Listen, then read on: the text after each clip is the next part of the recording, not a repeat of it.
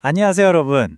오늘 우리가 함께 살펴볼 이 해설 자료는요, 정말 흥미로운 질문에서 출발합니다. 과연 한 편의 설교가 어떻게 사람의 삶을 실제로 180도 변화시킬 수 있을까요? 설교를 마치 하나의 인체라고 한번 상상해 보세요. 아무리 겉보기에 번지르르하고 화려해도 속 안에 뼈대나 장기가 병들어 있으면 절대 건강할 수 없잖아요. 설교도 마찬가지라는 거죠. 그래서 오늘은 사람의 영혼을 살리는 건강한 설교의 영적 해부학을 우리에게 제시해 줍니다. 텍스트에 숨겨진 깊은 의미들을 하나씩 해체해보고 다시 조립해보면서 그 진짜 뼈대를 파악해보겠습니다. 자, 오늘 살펴볼 전체적인 청사진은 이렇습니다. 그리스도 중심 설교의 기초부터 시작해서요. 죄를 어떻게 진단하는지, 구약에서 그리스도를 어떻게 발견하는지, 그리고 우리를 변화시키는 은혜의 동력과 마지막으로 이 설교의 유의까지 아주 논리적인 흐름을 따라 싹 훑어보겠습니다. 본격적으로 한번 들어가 볼까요? 사실 우리가 흔히 접하는 무거운 도덕적 훈화랑 진정한 그리스도의 십자가 선포는 완전히 다른 얘기거든요. 원본 자료에서는요, 그리스도가 빠져버린 설교는 아무리 도덕적이고 눈물나게 감동적이어도 그건 기독교의 설교가 아니라고 아주 단호하게 말합니다. 그건 그냥 유대교 회당의 훈화나 세상에 널린 윤리 강연에 불과하다는 거죠. 우리에게 진짜 자유와 생명을 주는 건 오직 십자가를 선포하는 데서부터 시작됩니다. 그럼 첫 번째 섹션, 그리스도 중심 설교의 기초로 바로 넘어가 보겠습니다. 여기서 절대 놓치면 안 되는 핵심 개념이 하나 등장하는데요. 바로 구속사적 안목입니다.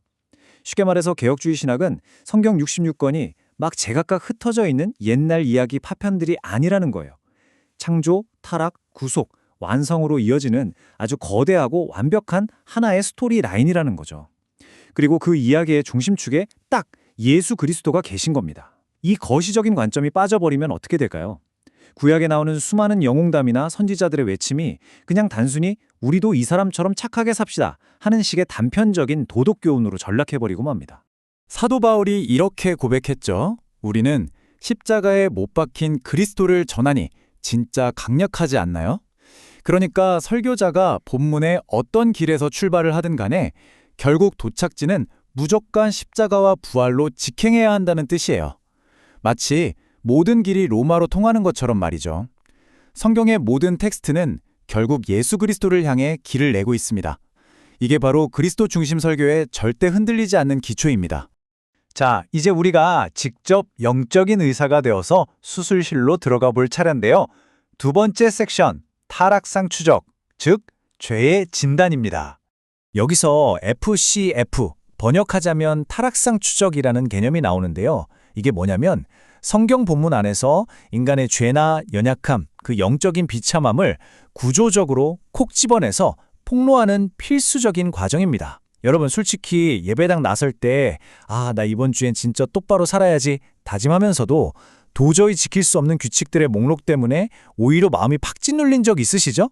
바로 그런 이유 때문에 우리 스스로는 절대 우리를 구원할 수 없다는 이 타락한 상태를 아주 정확하게 진단하는 게 절대적으로 필요하다는 겁니다. 이 진단은 아주 논리적인 두 단계를 거치는데요. 첫 번째는 죄의 폭로입니다.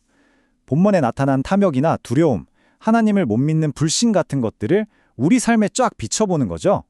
청교도들은 이걸 통해서 우리가 철저한 자기 절망에 빠진다고 봤어요. 근데 여러분, 이건 아주 건강한 절망이거든요. 왜냐하면 자연스럽게 두 번째 단계, 즉 복음의 필연성으로 넘어가게 해주니까요.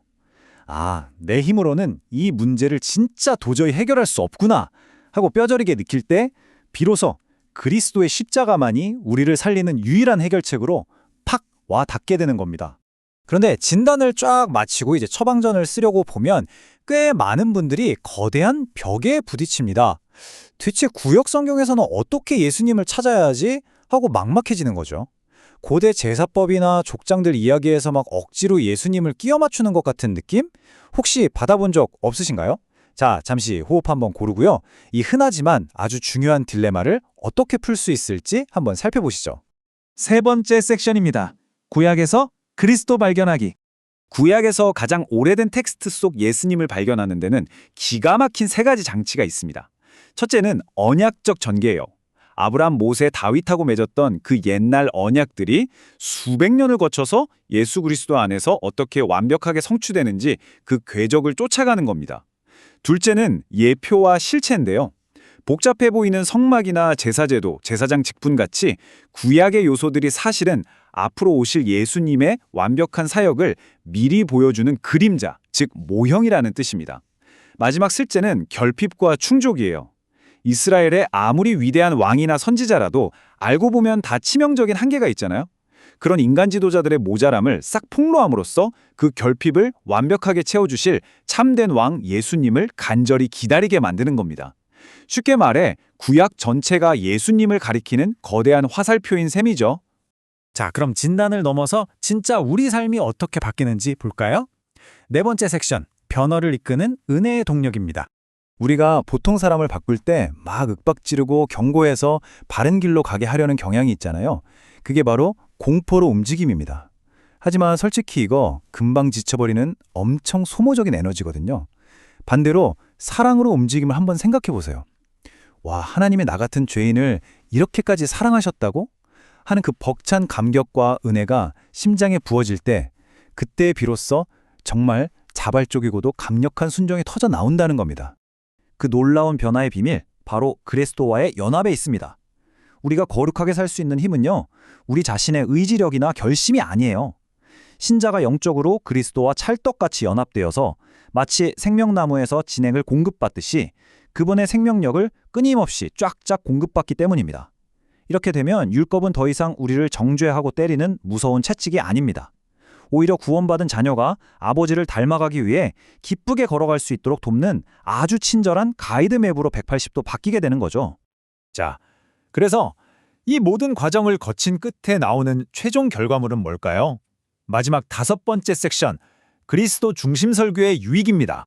이런 식의 그리스도 중심 설교는요, 우리에게 세 가지 놀라운 결과를 가져다 줍니다. 첫째, 진짜 위로와 소망을 줘요. 결론이 당신 더 노력해라가 아니라 그리스도께서 다 이루셨다로 끝나잖아요. 그러니까 세상에서 박살나고 실패한 성도라도 다시 일어설 용기가 생기는 겁니다. 무거운 짐을 확 벗어버리는 거죠. 둘째, 영적인 교만이나 자기의를 원천적으로 차단해줍니다. 내가 뭘 잘해서 구원받은 게 아니라는 걸 매번 확인하니까 감히 교회 안에서 교만할 틈이 없는 거예요. 셋째, 성도들 스스로의 눈이 번쩍 뜨입니다. 성도들 각자가 성경을 읽을 때마다 그 안에서 주님을 발견하려는 아주 거룩한 시야와 습관을 갖게 되는 거죠. 오늘 우리가 함께 걸어온 이 깊은 여정, 원본 자료에서는 아주 기가 막힌 한 문장으로 완벽하게 요약해줍니다. 모든 본문에서 인간의 비참함을 진단하고 그 비참함의 유일한 치료제이신 예수 그리스도를 선포하며 그 은혜에 감격하여 자발적으로 거룩한 삶을 살게 하는 설교, 어떠신가요? 묵직하죠? 우리가 처음부터 끝까지 추적해온 영적 해부학과 치료의 여정을 이 한 문장이 다 담아내고 있습니다. 이게 바로 개혁주의와 청교도 신학이 생명을 걸고 추구해온 참된 강단의 모습이라는 겁니다. 자, 이제 마지막으로 꽤나 도발적인 질문 하나를 던지며 오늘 해설을 마무리할까 합니다. 여러분이 지금 듣고 계신 혹은 직접 전하고 계신 그 메시지는 과연 지켜내기 숨막히는 도덕적 할일 목록인가요? 아니면 인간의 깊은 병폐를 완전히 뿌리 뽑는 궁극적인 치료제인가요? 이 질문이 여러분 생각에 아주 깊은 울림으로 남기를 바라면서요. 텍스트 깊은 곳에 찬란하게 숨겨진 진짜 은혜의 길을 향해 한 걸음 더 푹 빠져 들어가 보시기를 추천합니다. 지금까지 논리를 따라오시느라 고생 많으셨습니다. 감사합니다.